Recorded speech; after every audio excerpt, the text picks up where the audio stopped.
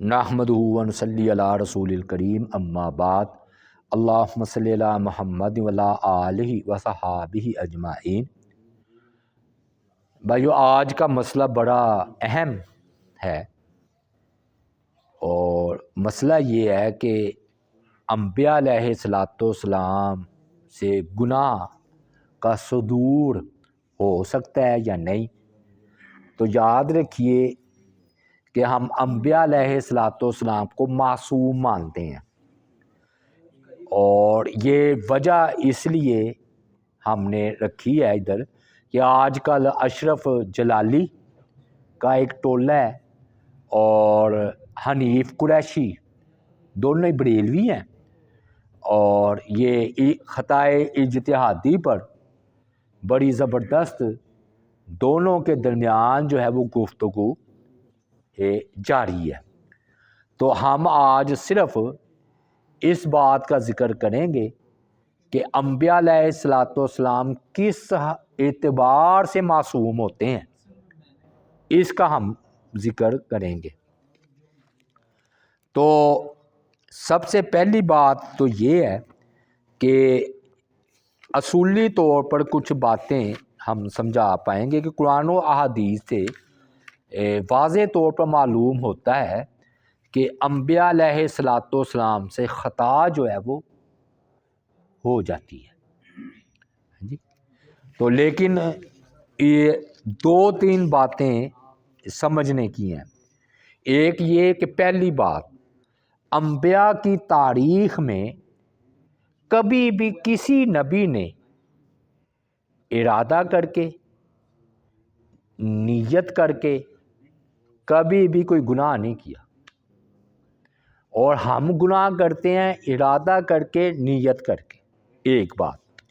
دوسری بات، وہ اپنی طرف سے اس کو نیکی سمجھ رہے ہوتے ہیں یا اس میں کوئی مصلحت سمجھ رہے ہوتے ہیں، لیکن وہ اللہ تعالیٰ کی بارگاہ میں وہ نیکی چھوٹی نیکی ہوتی ہے، اور اللہ چاہتے ہیں کہ یہ چھوٹی نیکی اختیار نہ کریں نبی، بڑی نیکی اختیار کریں۔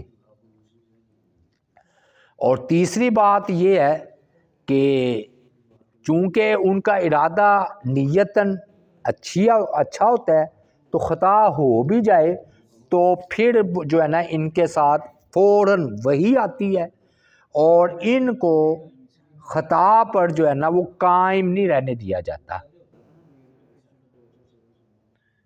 تو کیا مطلب خطا پر ان کو قائم نہیں رہنے دیا جاتا؟ یعنی کہ خطا ان سے ہو جاتی ہے، لیکن ان کو جو ہے نا اپنی اس خطا پر قائم نہیں رہنے دیا جاتا، جبکہ امتی جو ہوتا ہے نا، امتی وہ خطا پر قائم رہ سکتا ہے۔ اب سوال یہ پیدا ہوا کہ کیا دلیلیں ہیں کہ ان سے خطا ہوتی ہے؟ بھئی کافی دلیلیں ہیں۔ اب دیکھیے، اللہ تعالیٰ کی ذات پاک نے حضرت آدم علیہ السلام کے بارے میں خود ان کا ہی اقرار ذکر کیا ہے کہ انہوں نے کہا ربنا ظلمنا انفسنا، کہ اللہ ہم نے اپنی جانوں پر ظلم کیا ہے، اگر تو نے معاف نہ کیا، ہم پر رحم نہ کیا، تو ہم گھاٹا پانے والوں میں سے ہو جائیں گے۔ تو عام طور پر لوگ کہتے ہیں کہ وہ درخت کے قریب چلے گئے، ان سے خطا ہوئی، اور اسی وجہ سے تو وہ جنت سے نکلے ہیں۔ تو اگر خطا ہوئی نہیں تو پھر جنت سے وہ کیوں نکلے؟ دوسری بات، اللہ تعالیٰ کی ذات پاک نے جو ہے نا حضرت یونس علیہ السلام کے بارے میں کہا کہ وہ مچھلی کے پیٹ میں چلے گئے اور انہیں لا الہ الا انت سبحانک انی کنت من الظالمین کہا۔ سوال یہ پیدا ہوگا کہ اگر کسی قسم کی کوئی خطا ہوئی نہیں تھی تو پھر اللہ تعالیٰ نے ان کو مچھلی کے پیٹ میں کیوں پہنچایا؟ تیسری بات یہ ہے کہ سورہ الانفال میں اللہ تعالیٰ نے فرمایا ما کان لنبی ان یکون لہ اسری حتی یثخن فی الارض، کبھی کسی نبی کے لائق نہیں کہ اس کے ہاں قیدی ہوں یہاں تک کہ وہ زمین میں خوب خون بہا لے۔ مطلب یہ ہے کہ اللہ تعالیٰ یہ چاہتے تھے کہ نبی علیہ السلام بدر کے جو قیدی ہیں ان کو قتل کرتے، جو حضرت عمر کی رائے ہیں، تو آپ نے حضرت ابوبکر کی رائے کو مانتے ہوئے ان کو آزاد کر دیا، ٹھیک ہے، وہ آزاد کرنا بھی نیکی تھا، لیکن اس سے بڑی نیکی کیا تھی؟ وہ قتل کرنا۔ تو اللہ تعالیٰ نے اگر یہ نہیں ٹھیک بات تھی تو عتاب کیوں فرمایا؟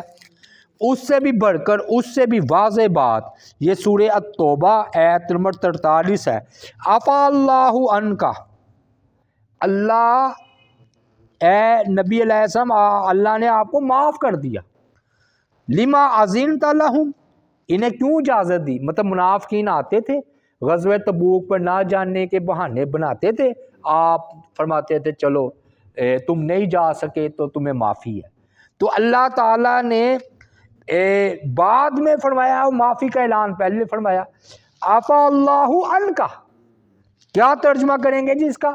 کہ اللہ نے تجھے معاف کر دیا، اور کسی قسم کی خطا ہوئی نہیں تھی تو معافی کس بات کی؟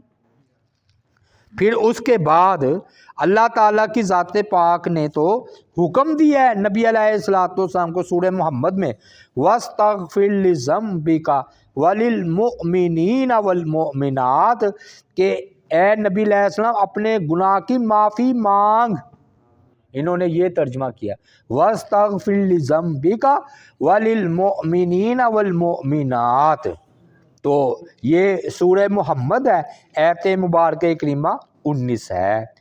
پھر وہ بڑا مشہور واقعہ ہے، عبس وتولی ان جاءہ الاعمی، کہ اس نے تیوری چڑھائی، منہ پھیر لیا اس لیے کہ اس کے پاس اندھا آیا۔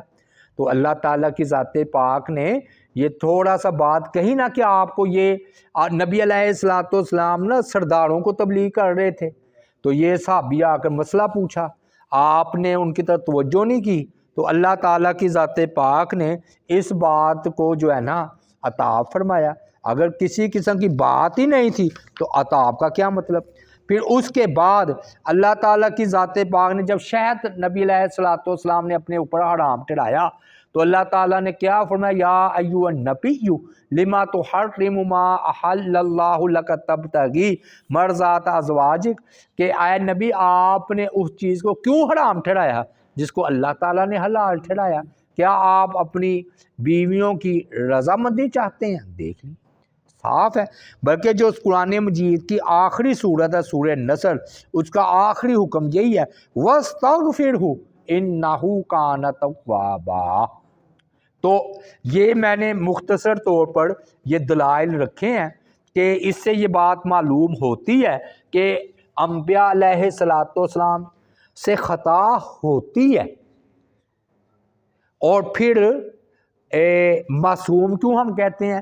معصوم اس اعتبار سے کہتے ہیں کہ اللہ تعالیٰ ان کو اس خطا پر قائم نہیں رہنے دیتے۔ پھر میں خلاصتاً ذکر کر دوں، پہلی بات، نبی کبھی بھی نیتاً ارادتاً خطا نہیں کرتے، گناہ نہیں کرتے۔ دوسری بات، وہ جو خطا کرتے ہیں وہ نیکی سمجھ کے کرتے ہیں، اللہ کے بارگاہ میں وہ خطا ہوتی ہے۔ تیسری بات، معصوم اس اعتبار سے ہے کہ امتی خطا پر پوری زندگی قائم رہ سکتا ہے جب کہ اللہ تعالیٰ کی طرف سے فوراً وحی آ جاتی ہے اور تنبیہ کر دی جاتی ہے تو نبی خطا پر قائم نہیں رہتا۔ اور خلاف اولا، یعنی کہ جو کام ہوتے ہیں نا اسے خلاف اولا کہتے ہیں۔ کیا مطلب؟ اس کو میں ایک مثال کے ساتھ بات کو سمجھا کر بات کو مکمل کرتے ہیں۔ ایک آدمی 1,00,000 روپیہ روز کماتا ہے اور ایک بندہ 100 روپے کا جو ہے نا مزدور ہے، 100 روپیہ کماتا ہے۔ ایک بندہ آیا، اس نے ان سے سوال کیا، اس نے اس کو 10 روپے دے دیے، 100 روپیہ کمانے والے نے بھی صدقہ دے دیا، خیرات کر دی، اور 1,00,000 روپیہ کمانے والا روز اس نے بھی 10 روپے دے دیے۔ تو اب لوگ کہیں گے بھی تم تو 1,00,000 روپیہ کمانے والے تھے، تم نے 10 روپے کیوں دیے؟ اب وہ چیز اس کے لیے ٹھیک ہو گئی، کس کے لیے؟ جو 100 روپیہ 100 روپیہ کماتا تھا، بھائی بڑی اس نے نیکی کی ہے، 100 روپیہ اللہ کی راہ میں 10 روپے دیے ہیں۔ لیکن 1,00,000 روپیہ روز کمانے والا 10 روپے دے دے تو اس کے لحاظ سے عیب ہے۔ اچھا اب یہ گناہ کیا اس نے؟ گناہ نہیں کیا۔ اس نے جو 1,00,000 روپیہ کمانے والا، 1,00,000 روپیہ کمانے والا 10 روپے دے رہا، گناہ کیا، لیکن اپنی شان کے مطابق نیکی نہیں کی۔ تو بس اس طرح کی ہوتی ہے کہ اللہ تعالیٰ چاہتے ہیں کہ بندہ بڑی نیکی کرے. اللہ سے دعا ہے اللہ تعالیٰ ہمیں جو ہے عمل کرنے کی توفیق عطا فرمائے. وما علینا الا البلاغ المبین.